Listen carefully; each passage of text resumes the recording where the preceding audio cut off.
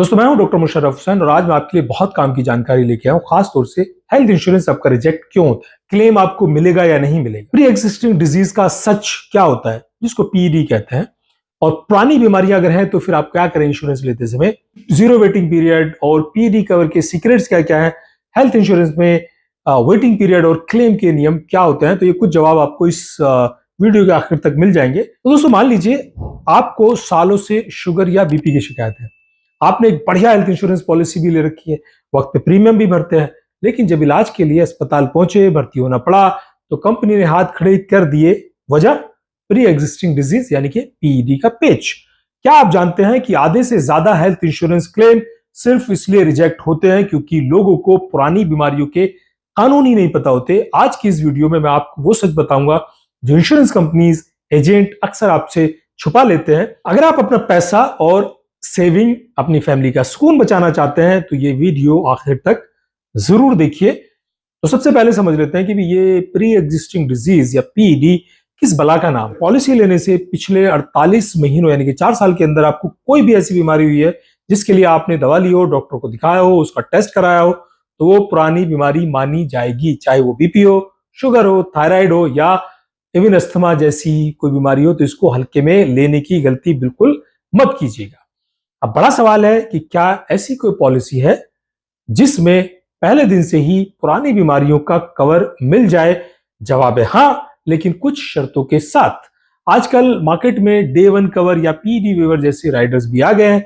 आप थोड़ा सा ज्यादा प्रीमियम देकर अपनी पुरानी बीमारी का वेटिंग पीरियड खत्म करवा सकते हैं, लेकिन याद रखिए अगर आपने ये राइडर नहीं लिया तो आपको कम से कम 2 से 4 साल तक का इंतजार करना पड़ेगा किसी खास बीमारी के इलाज के लिए। इवन छोटी छोटी टॉन्सिल के ऑपरेशन के लिए, गॉल ब्लैडर के ऑपरेशन के लिए 2 साल का वेटिंग पीरियड होता है। जी हाँ, यहाँ बहुत से लोग एक ही बड़ी गलती करते हैं। वो सोचते हैं कि बीमारी छुपा लेंगे तो पॉलिसी सस्ती मिल जाएगी। दोस्तों, ये आपकी जिंदगी की सबसे महंगी गलती साबित हो सकती है।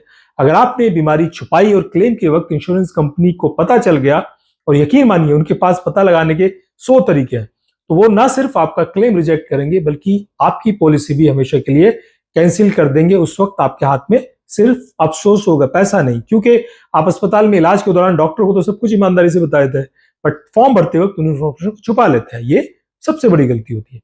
अक्सर लोग पूछते हैं क्या वेटिंग पीरियड की कोई लिमिट है। जी हाँ, सरकारी नियम आईआरडीए के मुताबिक किसी भी कंपनी का वेटिंग पीरियड किसी बीमारी के इलाज के लिए 4 साल से ज्यादा नहीं हो सकता। तो ज्यादातर अच्छी कंपनियां अब इसे 2 या 3 साल पर लेके आ गई हैं। और एक और जरूरी बात, अगर आपको शुगर है और उसकी वजह से कल को किडनी या हार्ट की कोई दिक्कत हो जाती है, तो कंपनी उसे भी प्री एग्जिस्टिंग डिजीज मानेगी। यानी जब तक शुगर का वेटिंग पीरियड खत्म नहीं होगा तब तक उससे जुड़े किसी भी कॉम्प्लिकेशन या बीमारी का क्लेम नहीं मिलेगा। क्योंकि अक्सर शुगर के मरीजों को देखिए किडनी फेलियर हो जाता है, वो डायलिसिस पे चला जाते हैं, हार्ट की दिक्कत हो जाती है, इंश्योरेंस कंपनी कहेगी नहीं तो उससे रिलेटेड है तो आपको क्लेम नहीं मिलेगा। तो पॉलिसी लेते वक्त आपको कम से कम इन 3 बातों का ध्यान रखना चाहिए। अपनी हर छोटी बड़ी बीमारी का जो है उसको सच में फॉर्म में लिखें। हमेशा कम वेटिंग पीरियड की पॉलिसी चुने, तो भले ही प्रीमियम उसका थोड़ा सा ज्यादा हो। पॉलिसी के टर्म्स एंड कंडीशंस को बहुत ही ध्यान से पढ़ें, खासकर वो हिस्सा जहां आपकी बीमारियों की लिस्ट दी गई हो, क्या कवर है, क्या नहीं कवर है, कौन सी बीमारी कितने दिनों में कवर होगी। क्योंकि बहुत बार देखिए ऐसा भी होता है आपको पता नहीं होता। मान लो आपने पॉलिसी तो ले रखी है, अभी 1-1.5 साल पॉलिसी लिए हो भी गया है और आपने कभी अल्ट्रासाउंड भी पहले से नहीं कराया था, बट अचानक आपको पेट दर्द होता है, पता लगा या तो गॉल ब्लैडर स्टोन है। आप अस्पताल जाते हैं ये सोचते कि मेरे पास तो कैशलेस पॉलिसी है, आप वहां भर्ती हो जाते हैं और पता लगता है कि नहीं, अरे ये तो क्लेम रिजेक्ट हो गया। क्यों? क्योंकि पॉलिसी में लिखा होगा कि जी गॉल ब्लैडर की सर्जरी, कोलेक्सेक्टमी जो है वो उसमें 2 साल का वेटिंग पीरियड है। ऐसे ही जो है जैसे टॉन्सिल्स की बीमारी, बच्चों में अक्सर टॉन्सिल्स हो जाते हैं, हम तो खरीद लेते हैं पॉलिसी, हमें लगता है कि सब कुछ कवर है, मगर टॉन्सिल जैसी बीमारी की सर्जरी के लिए भी कम से कम 1.5 से 2 साल का वेटिंग पीरियड होता है।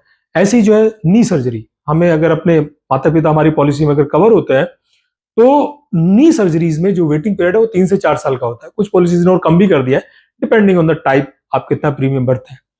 तो आपने मान लीजिए पॉलिसी तो ली है 3 साल पहले और वेटिंग पीरियड है वहां पे 4 साल का, तो जैसे ही आप अस्पताल जाएंगे आपका क्लेम रिजेक्ट होगा, पता लगा जी 4-5 लाख रुपए तो आपको पॉकेट से देने पड़ गए। तो ये इन चीजों का आप ध्यान रखें, आप अपने खर्चे को बचा सकते हैं, आपकी जेब पे पड़ने वाले भार को बचा सकते हैं। और देखिए इतना बड़ा पैसा किसी के पास ये तो रखा नहीं होता, खास तौर से मिडिल क्लास और सैलरीड लोगों के पास। तो ये कुछ छोटी छोटी बातें हैं जिनके बारे में आपको ध्यान रखना चाहिए। पॉलिसी में डिस्क्लोजर जरूर करें। जब पॉलिसी ले रहे हैं आप डिस्क्लोज कर देंगे तो आपने सोचिए रिस्क कम कर लिया। हाँ, आपका प्रीमियम थोड़ा ज्यादा हो सकता है, अंडर राइटर उसको ध्यान में रखते हुए आपका प्रीमियम थोड़ा बढ़ा देगा, उसको रिस्क पता लग गया कि भाई आप ठीक है, आपको पहले से बीमारी है तो इसलिए। मगर आपने अगर छुपा लिया और बाद में उनको पता लग गया तो फिर आपकी पॉलिसी भी रिजेक्ट हो जाती है, तो आप बड़े खतरे में पड़ जाते हैं। तो मुझे उम्मीद है आपको इस वीडियो में जरूरी जानकारी मिली होगी। अगर आपको ये जानकारी अच्छी लगी हो तो इसे लोगों के साथ शेयर करें, और अगर आप मुझे देखिए पहली बार देख रहे हैं, चैनल पे पहली बार आए हैं, तो चैनल को सब्सक्राइब जरूर कर लें, बेल आइकन का बटन भी दबा लें, सो दैट इस तरह के हेल्थ इंफॉर्मेटिव वीडियोस आपको समय पे मिलते रहे। थैंक यू, धन्यवाद।